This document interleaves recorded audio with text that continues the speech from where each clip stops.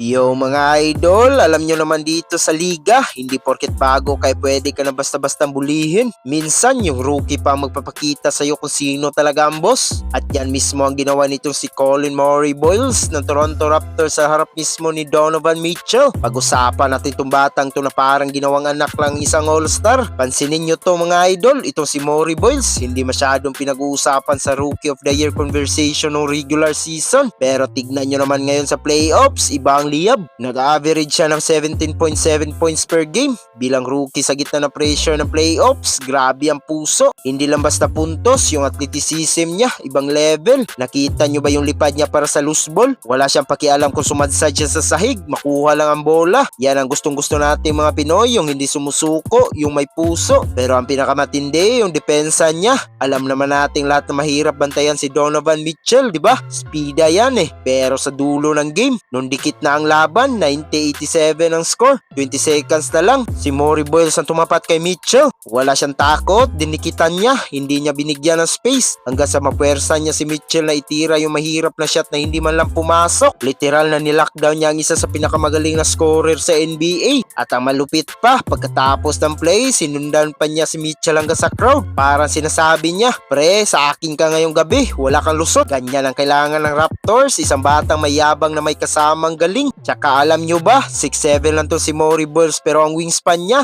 7'1. Kaya kahit maliit siya para sa position niya, parang pader siya sa ilalim. Nakita nyo naman yung mga rebound niya, pati yung mga putback. Hindi siya basta-basta maitutulak. Para siyang Draymond Green na mas bata at mas mabilis tumalon. Kaya kayo mga idol, wag nyo tutulugan to si Murray Boyles. Kung ganito ang ilalaro niya gabi-gabi, baka malayo ang marating ng Toronto ngayong playoffs. Kaya ano sa tingin nyo mga idol, may potential ba to maging all-star sa susunod na mga taon? O tsamba lamang yung pagkakalak niya kay Mitchell? Comment nyo naman sa baba ang opinion nyo. Huwag nyo rin kalimutan mag-like at subscribe para lagi kayong update sa mga kwentuhan basketball. Hanggang sa muli, peace out!